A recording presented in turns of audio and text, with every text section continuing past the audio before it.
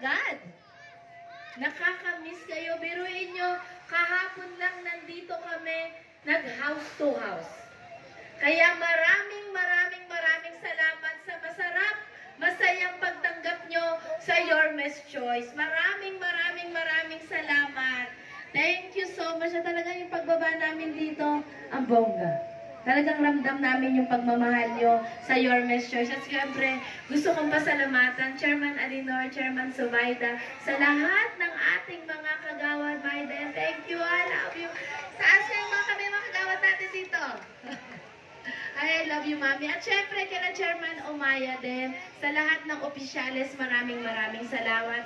Thank you so much sa pagmamahal. At ngayon nga, nandito kami para naman din manligaw sa inyong lahat. Kamusta po ang mga batang Quiapo? Kamusta ang ating mga kapatid na Muslim? Okay lang. Medyo mahina. Parang kailangan yata ng pampagising. Kailangan gising na gising tayo para yung panliligaw namin at panliligaw ko sa inyo talagang tumatak sa puso. Okay lang ba nakantahan ko kayong lahat? Kayo na lang po humusga kung si Regine o si Sarah Geronimo. Sarah Geronimo, kagawad Handoy. Ayun po, aalayan ko po kayo ng isang kanta. Sana magustuhan niyo po. Ayoko sana na kayo ay mawawala, mawawasak lamang ang aking mundo. Ngunit anong magagawa kung talagang ayaw mo na? Sino ba naman ako para pigilin ka? Lumayo ka man ay maiiwan ang bakas ng ating pagmamahalan. Ang awiting ito ay alaala na hindi kita malilimutan pagkat ikaw ang tanging laman ng aking mundo, ng aking puso, ng aking buhay. Ang halik mo, namimiss. Ang halik mo, bakit iniwan mo ako?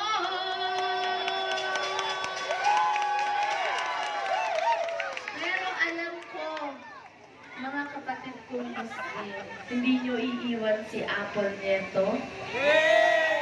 Hindi nyo iiwan ang buong Your Mess Choice. Makakaasa po ba kami sa inyo lahat?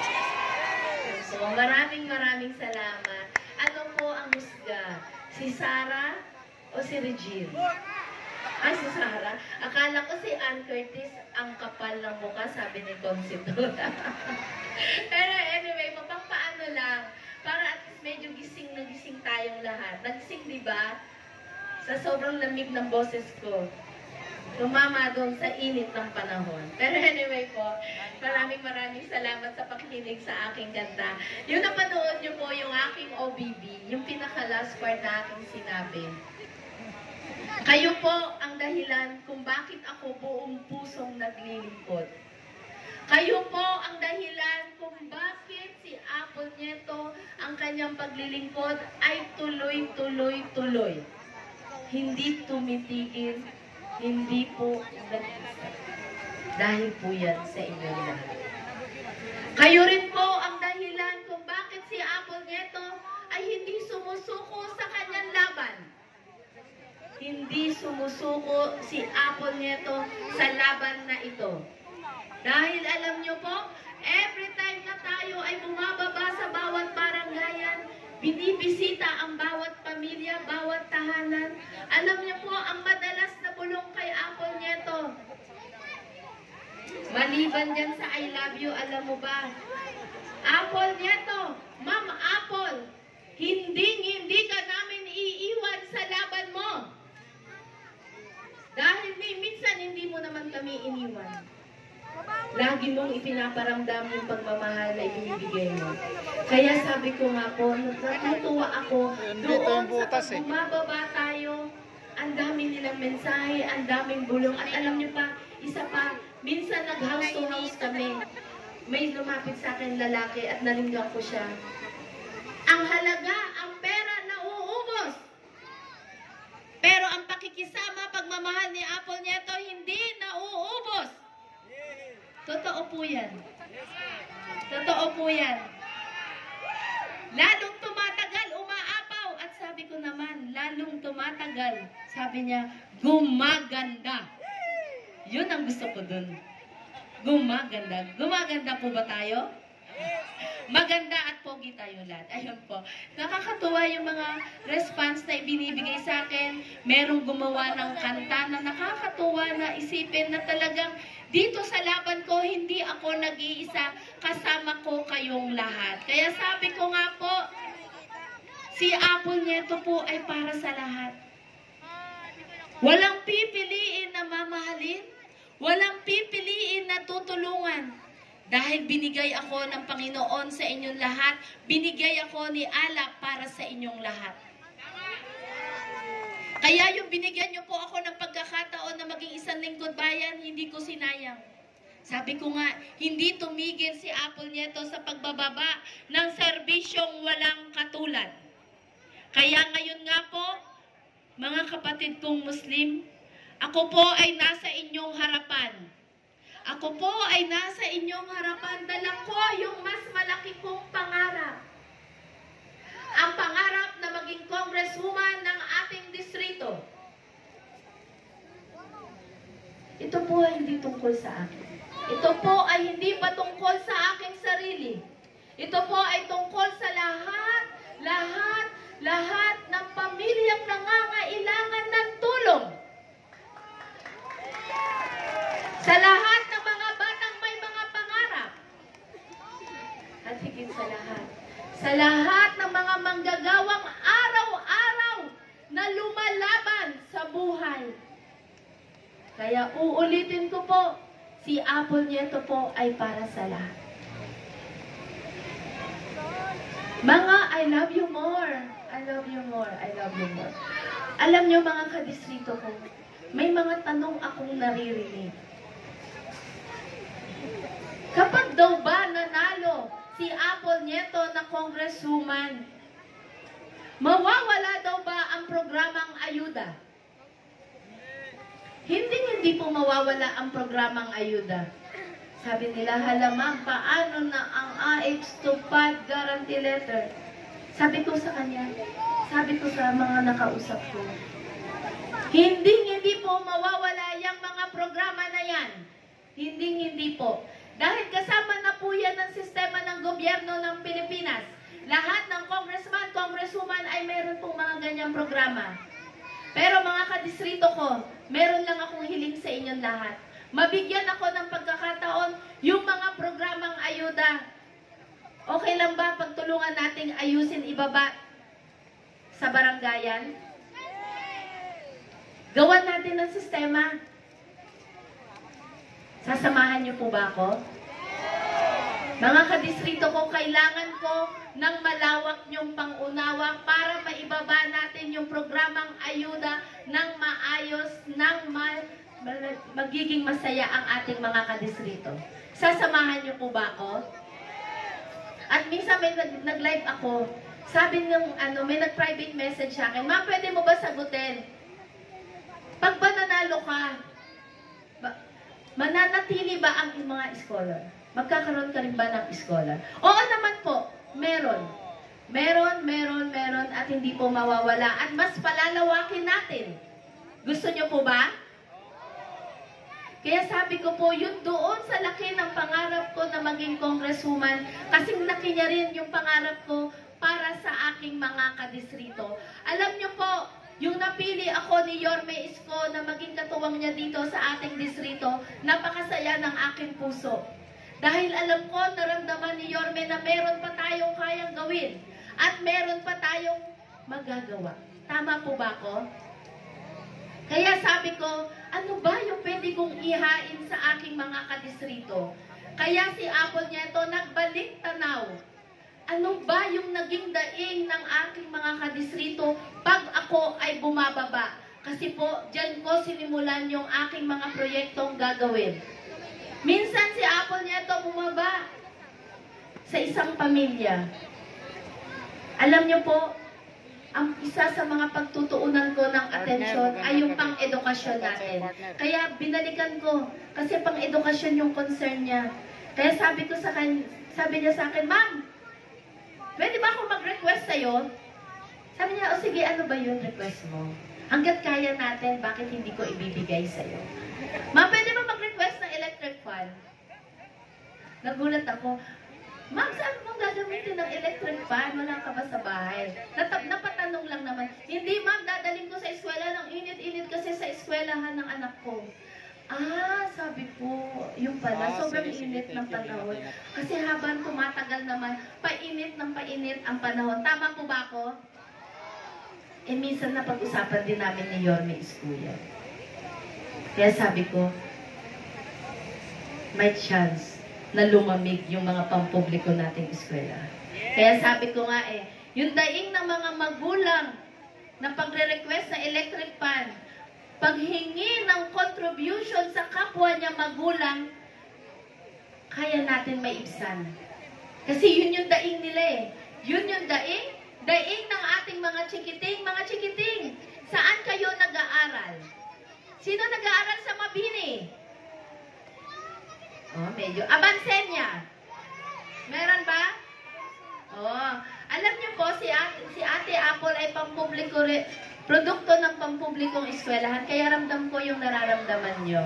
Kaya sabi ko, ito yung tamang panahon na pa-airconin natin ang pampublikong eskwelahan dito sa 3rd distrito ng Maynila. Sabi ko, unti natin lalagyan yan ng aircon dahil pagtutulungan namin yan ni Yorme Isko Moreno Dumagoso. Dahil nakita nyo naman, yung 4 na eskwelahan na pinagawa ni Yorme, napakaganda. 10-story, fully air-conditioned. Same kami ng vision ni Yorme. Dahil sabi nga lagi ni Yorme, gusto niya iparamdam sa mga batang Maynila kung ano yung nararamdaman ng mga pang-private na eskwelahan. Kaya yan po, kaya nagkaroon tayo ng mga magagandang eskwelahan ngayon. Kaya sabi ko, mapapagtulungan talaga namin ni Yorme Isko Moreno. Siyempre, pagdating sa pang-edukasyon, hindi lang pagpapa-aircon. Nagbalik tanaw, may mga naalala ako. Mama Apple, pwede ba humingi ng educational assistance? Isa lamang po ang aking sasabihin sa inyo. Ang konsehal po ay wala pong sapat na budget pagdating sa mga ganon proyekto. Kaya sabi ko, yung binigyan ako ng pagkakataon, pwede nating gawin. Pwede tayong gumawa ng programang pang-educational assistance para sa ating mga senior high. Gusto nyo po ba yon? Gawin natin quarterly allowance kasi alam ko yan din ang daing ng ating mga magulang. Dagdag pambaon. Dagdag pambili ng requirements kapag may mga project. Tama po ba ako? Gusto natin may ibsan yung mga pangangailangan ng ating mga kapwa ko magulang. Kaya pagdating sa edukasyon, isa po yan sa mga gagawin nating paumpisa. At syempre, hindi lang pang-edukasyon, pangkalusugan.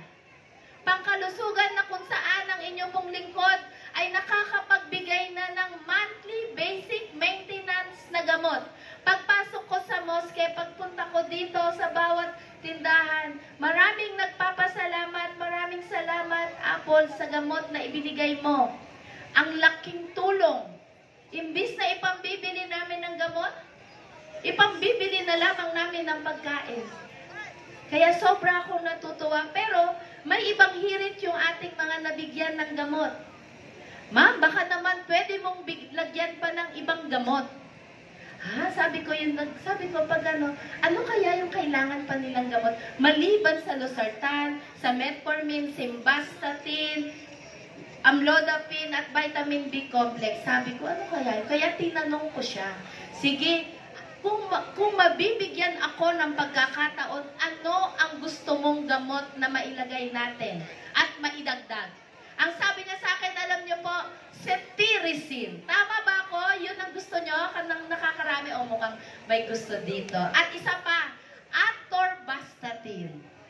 Kaya sabi ko, kayang-kaya po yan. Basta nabigyan tayo ng pagkakataon, hindi na lamang 5 gamot ang ating ibibigay. Dadagdagan natin yan na ayon sa kagustuhan po ng ating mga kadistrito. At syempre, hindi lang basic maintenance na gamot ang ating gagawin at pagtuunan ng atensyon dahil nga sa pagbaba ni Apple Nieto, naramdaman at nalaman niya na hindi rin pala sapat yung mga ospital natin dito sa ating distrito. May iba pang kailangan yung ating mga kapwa magulang natin dahil minsan may lumapit sa akin, Ma'am Apple, pwede mo ba akong tulungan? Kasi yung anak ko hindi tinanggap sa ganitong ospital sa atin. Kasi wala yung kanyang pangangailangan. Kailangan kong dalhin sa Quezon City. Kaya naalala ko yun, kaya sabi ko, yung isa sa gusto natin magiging proyekto, programa dito sa ating distrito, mahirap, matatagalan, pero pag naumpisahan, magagawa. Ito po ang ospital na para sa mga bata. Kailangan po ba natin nun? Ospital na para sa mga bata, lalong-lalo na sa ating mga anak na may malubhang karamdaman na kailangan pang dumayo sa Quezon City. Pwedeng-pwede naman. At panigurado, kakayanin namin yan ni Yorme Isko Moreno na magkaroon ng ospital na para sa mga bata. Siyempre po, hindi lang pangkalusugan ng pagtutuunan ng atensyon ni Apple Nieto, pangkabuhayan. Kasi, sabi ko sa programang pang-ayuda, hindi po sapat ang panandali ang ginhawa. Hindi po sapat ang panandali ang ginawa. Kailangan natin ng pangmatagalan na solusyon. Tama po ba ako? Kaya sabi ko, yung programang pangkabuhayan, gusto natin palawakin ang TESDA. Gusto natin palawakin ang DOLE. Pero kailangan ko ng tulong ninyo. Kailangan ko, kung sino man po ang makakaabil ng ganitong mga programa, kailangan natin palaguin. Nang sa gayon, maging maayos po ang pamumuhay ng ating bawat pamilya. Makakaasa po ba ako? Kasi magtulungan tayo para itaas natin ang antas ng pamumuhay ng ating mga kadistrito.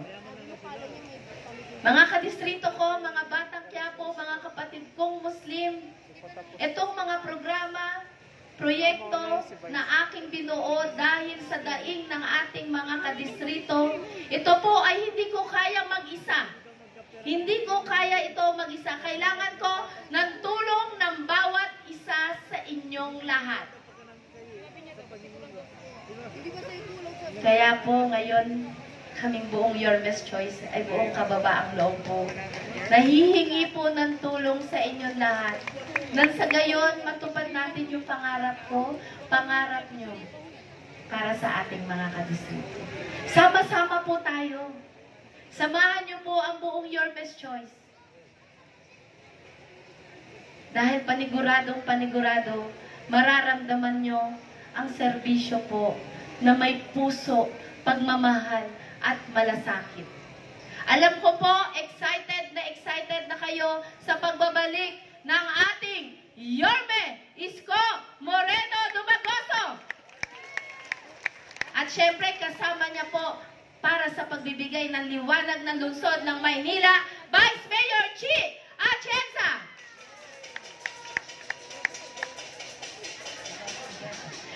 Alam mo, natutuwa ako pagka si Vice Mayor Chi ang may kaldero. Nakaka-happy vibes. Yan. Thank you so much. Alam niyo po, pagdating dito sa lungsod ng Maynila, ang tambalang Iskochi, kailangan po niya ng mga katuwang. Mga katuwang para mas maisaayos nila ang ating lungsod. Gusto niyo po ba mas maayos yung ating lungsod? Mas masigla? Tama ka doon. Ano ulit yun, my brother? Vote straight. Ayan po. Kaya nais ko pong idiin sa inyo, mga kapatid kong Muslim, yung ating mga konsehal, yung aking mga konsehal. Huwag niyo pong kalilimutan ang ating Mr. Excitement, Konsehal Bong Alvarez.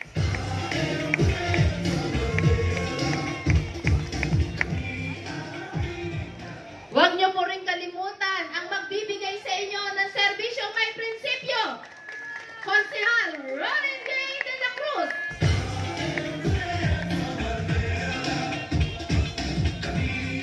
Huwag niyo rin pong kalimutan ang ating Mr. Acupuncture, Konsehal Chris Tagle.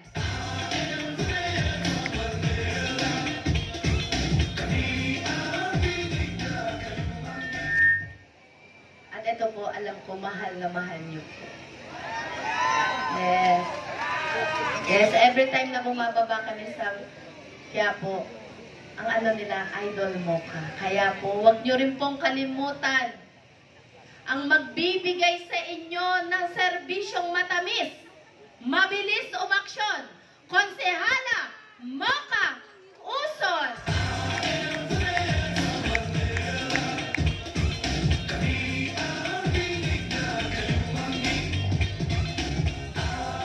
At ito naman po, ang konsehal natin na hindi rin tumigil sa pagsisilbi sa ating distrito.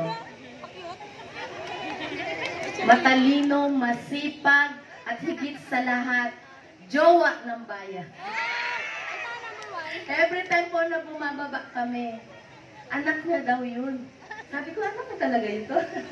Napapa-question ako. Pero happy vibes lang po. Ito naman po, alam ko mga batang Quiapo, mga kadistrito ko, gagawin po natin muli at muli at muli na konsehal ang inyong anak, kaibigan, kapatid, Konsehal Tol Sarcal.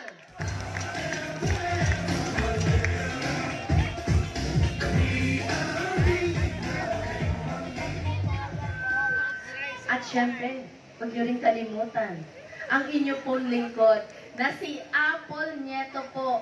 Nagnanais kayong pagsilbihan bilang congresswoman ng ating distrito. Bigyan niyo po ako ng pagkakataon. Hindi po kayo magsisisi. Dahil ang tanging gagawin at ipaparamdam ko sa inyo ay yung pagmamahal ko na galing sa puso. Hindi ko po kayo pababayaan. Muli po, maraming salamat. Likas ang lakas, mabuhay ang Distrito 3. Mga batang Quiapo, sabay-sabay po nating sabihin, let's make Manila great again! Muli po, maraming salamat at mag-iingat po kayo sa inyong pag-uwi.